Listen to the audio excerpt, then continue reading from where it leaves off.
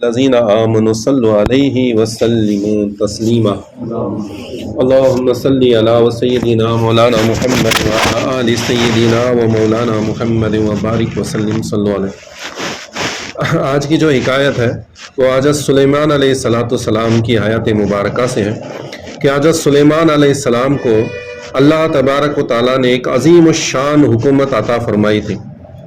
آپ کے بس میں ہوا کر دی گئی تھی۔ آپ ہوا کو جہاں حکم فرماتے تھے وہ ہوا آپ کے تخت کو اڑا کر وہاں پہنچا دیتی تھی۔ جن انسان چرندے پرندے سب آپ کے تابع اور لشکری تھے۔ آپ حیوانوں کی بولیاں بھی جانتے تھے۔ حضرت سلیمان علیہ السلام جب بیت المقدس کی تعمیر سے فارغ ہوئے تو آپ نے حرم شریف پہنچنے کا ارادہ فرمایا۔ چنانچہ تیاری شروع ہوئی۔ آپ نے جنوں انسانوں پرندوں اور دیگر جانوروں کو ساتھ چلنے کا حکم دیا، حتیٰ کہ ایک بہت بڑا لشکر تیار ہو گیا۔ یہ عظیم لشکر تقریباً 30 میل میں پورا آیا۔ حضرت سلیمان علیہ السلام نے حکم دیا تو ہوا نے تخت سلیمانی کو اس لشکر عظیم کے ساتھ اڑا کر فوراً حرم شریف میں پہنچا دیا۔ حضرت سلیمان علیہ السلام حرم شریف میں کچھ دن ٹھہرے۔ اس عرصے میں آپ ہر روز مکہ معظمہ میں 5000 اونٹ، 5000 گائیں اور 20,000 بکریاں ذبح کرتے تھے۔ اپنے لشکر میں ہمارے حضور صلی اللہ تعالیٰ علیہ وآلہ وسلم کی بشارت سناتے رہے کہ یہاں سے ایک نبی آخر زماں پیدا ہوں گے جن کے بعد پھر کوئی اور نبی پیدا نہ ہوگا۔ حضرت سلیمان علیہ السلام کچھ عرصے کے بعد مکہ معظمہ میں حج ادا فرمانے کے بعد ایک صبح کو وہاں سے چل کر صنعا ملک یمن میں پہنچے۔ مکہ معظمہ سے صنعا کا 1 مہینے کا سفر تھا۔ آپ مکہ معظمہ میں صبح روانہ ہوئے اور وہاں دوپہر کے وقت پہنچ گئے۔ آپ نے یہاں بھی کچھ عرصے ٹھہرنے کا ارادہ فرمایا۔ یہاں پہنچ کر پرندہ ہدہد ایک روز اوپر اڑا اور بہت اوپر تک جا پہنچا۔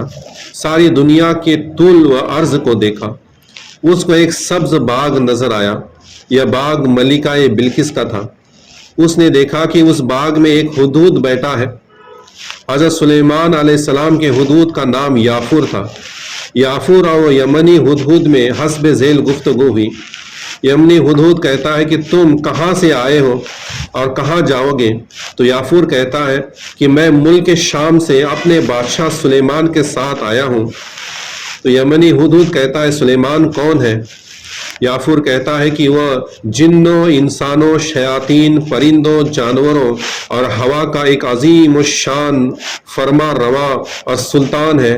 اس میں بڑی طاقت ہے، ہوا اس کی سواری ہے، ہر چیز اس کے تابع ہے۔ اچھا تم بتاؤ تم کس ملک کے ہو؟ تو یمنی ہدہد کہتا ہے کہ میں اسی ملک کا رہنے والا ہوں۔ ہمارے اس ملک کی بادشاہ ایک عورت ہے جس کا نام بلقیس ہے۔ اس کے ماتحت 12,000 سپہ سالار ہیں۔ ہر سپہ سالار کے ماتحت 1,00,000 سپاہی ہیں۔ پھر اس نے یافور سے کہا کہ تم میرے ساتھ ایک عظیم ملک اور لشکر دیکھنے چلو گے۔ یافور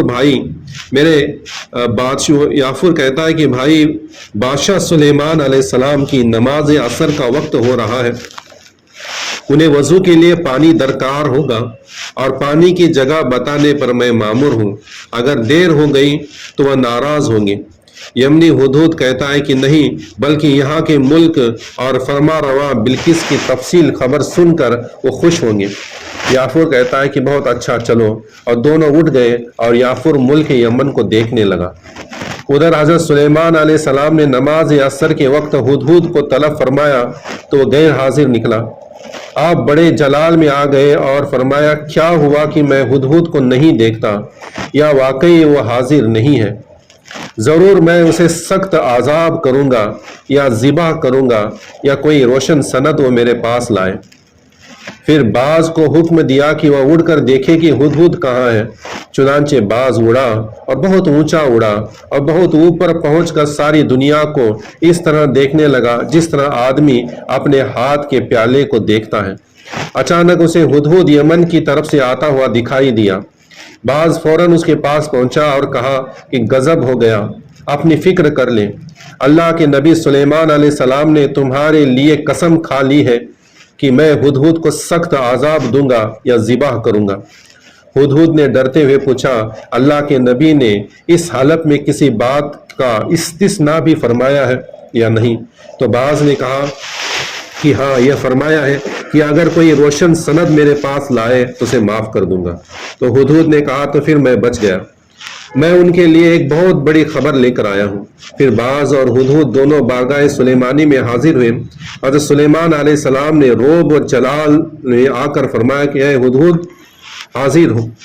ہدہد بیچارہ دم بدم اپنی دوم نیچے کیے ہوئے اور زمین سے ملتا ہوا اور کانپتا ہوا حضرت سلیمان علیہ السلام کے قریب آیا تو حضرت سلیمان نے اسے سر سے پکڑ کر اپنی طرف گھسیٹا۔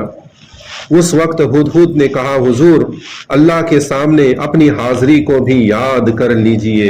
اللہ اکبر، اللہ اکبر کبیرہ۔ اس کی وجہ میں بعد میں کروں گا۔ حضرت سلیمان علیہ السلام نے یہ بات سن کر اسے چھوڑ دیا اور اسے معاف فرما دیا۔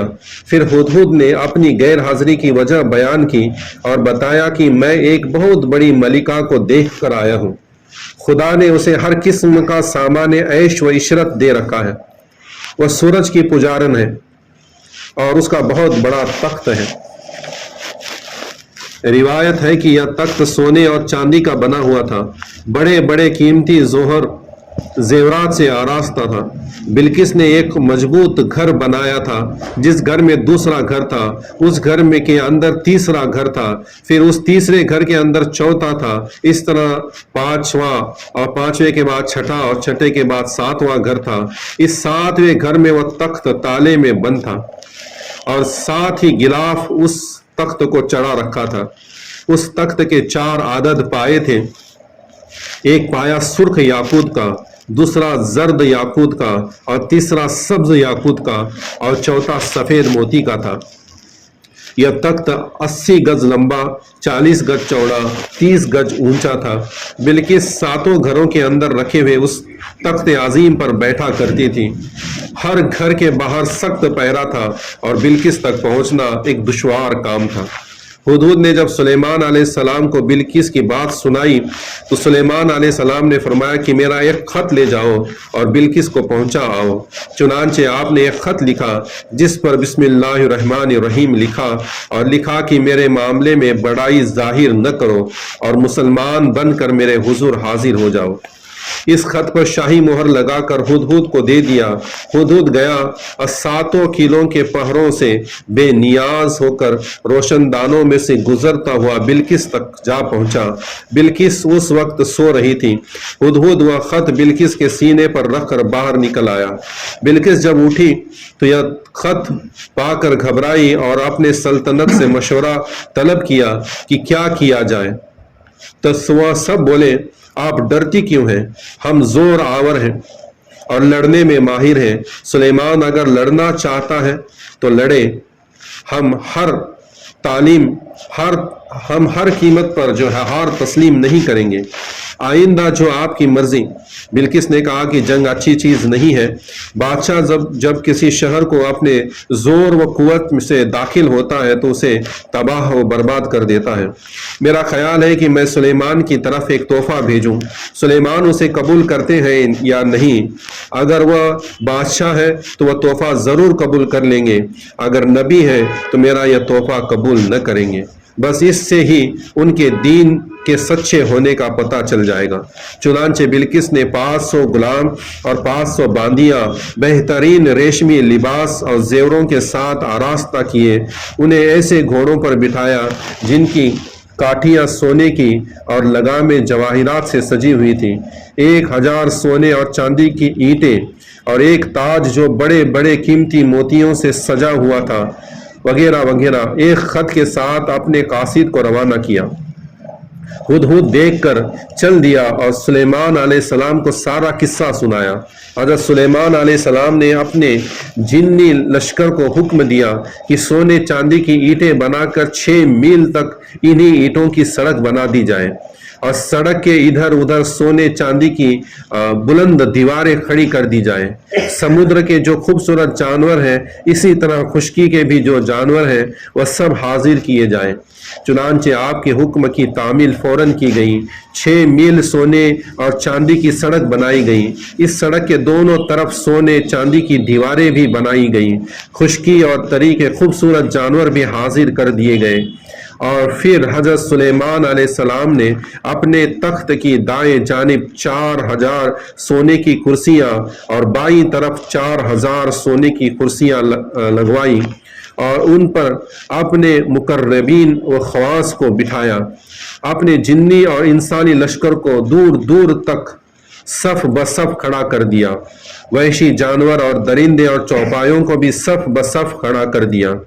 اس قسم کا شاہی دبدبا اور جلال اور شان و شوکت کی حکومت کے چشم فلک نے ابھی تک نہیں دیکھا تھا. بلقیس کا قاصد اپنی نظر میں بڑے بڑے قیمتی تحفے لا رہا تھا، مگر جب اس نے سونے اور چاندی کی بنی ہوئی سڑک پر قدم رکھا تو ارد گرد سونے چاندی کی دیواریں دیکھی اور پھر حضرت سلیمان علیہ السلام کی عزت اور شان و شوکت کے نظارے دیکھے تو اس کا دل دھک دھک کرنے لگا اور شرم کے مارے پانی پانی ہو گیا.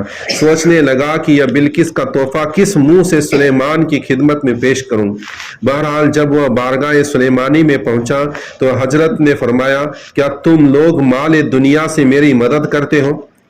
تم لوگ اہل مخافرت ہو، دنیا پر فخر کرتے ہو، دوسرے کے تحفے ہدیے پر خوش ہوتے ہو. مجھے نہ دنیا سے خوشی ہوتی ہے نہ اس کی حاجت ہے.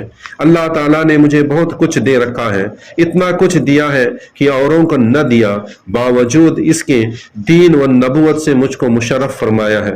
لہٰذا اے بلقیس کے قاصد، پلٹ جا اور یہ اپنا تحفہ لے جا اپنے ساتھ ہی، اور جا کر کہہ دو کہ اگر وہ مسلمان ہو کر ہمارے حضور حاضر نہیں ہوتی تو ہم اس پر ایسا لشکر لائیں گے کہ اس کے مقابلے کی اسے طاقت نہ ہوگی اور ہم اسے جلیل کر کے شہر سے نکال دیں گے. بلقیس کا قاصد یہ پیغام لے کر واپس لوٹا. بلقیس نے غور سے سنا اور بولی، بے شک وہ نبی ہیں، ان سے مقابلہ کرنا ہمارے بس کا کام نہیں ہے. پھر اس نے آیان سلطنت سے مشورہ کرنے کے بعد حضرت سلیمان علیہ السلام کی خدمت میں خود حاضر ہونے کا ارادہ کر لیا.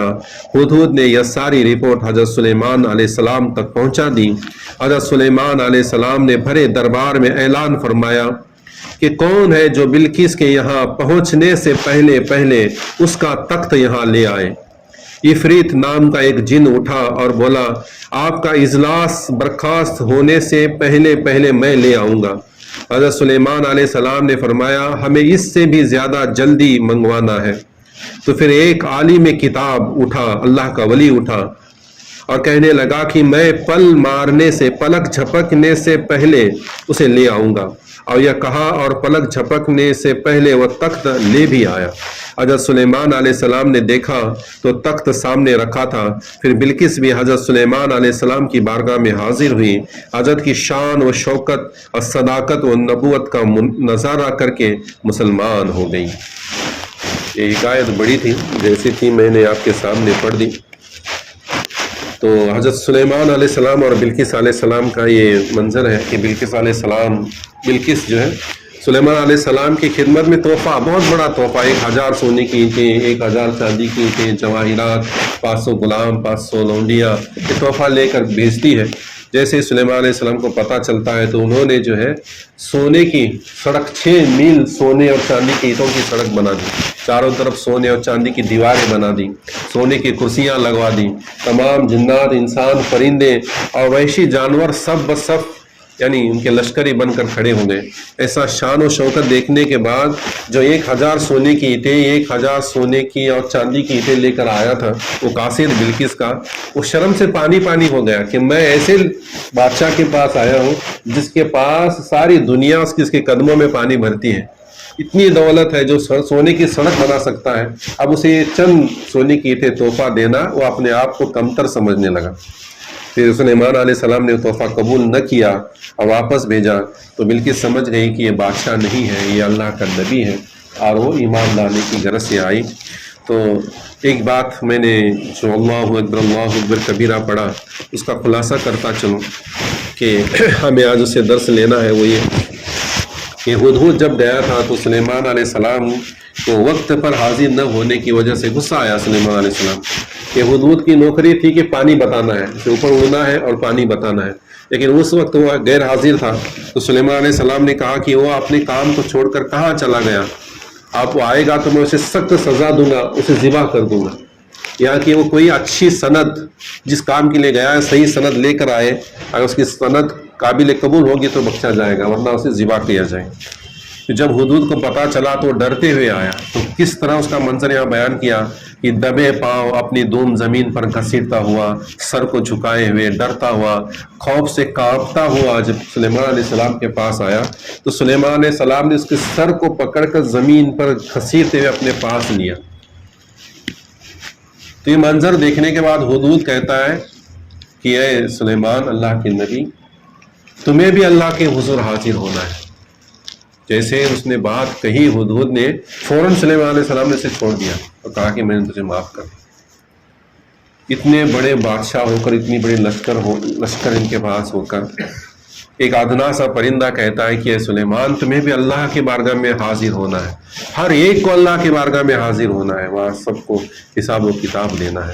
سلیمان علیہ السلام جیسا بادشاہ جب اس بات کو سن کر، سلیمان علیہ السلام جیسا بادشاہ بھی اور جسے اللہ نے نبوت بھی عطا فرمائی تھی، اللہ کے نبی بھی تھے، ایسا مقرب اور باجمال شخصیت بھی یہ بات سن کر ڈر جاتی ہے، تو ہمیں کتنا ڈرنا چاہیے کہ ہمیں بھی ایک دن اللہ کی بارگاہ میں حاضر ہونا ہے۔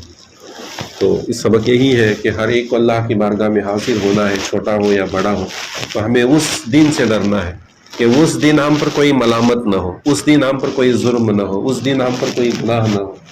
اس گناہ کے ساتھ، اس جرم کے ساتھ اگر ہم اللہ کی بارگاہ میں حاضر ہوں گے تو ہمارا کیا بنے گا؟ تو اسی لیے اس دنیا میں ہی اپنے تمام گناہوں سے معافی مانگے، توبہ کرے، برائیوں کو چھوڑے اور نیکی کرنے والے بن جائیں۔ اللہ تبارک و تعالیٰ سے دعا ہے کہ اللہ تبارک و تعالیٰ ہمیں ان باتوں کو سمجھنے کی، اس پر عمل کرنے کی توفیق عطا فرمائے۔ وما علینا الا البلاغ المبین، وآخر دعوانا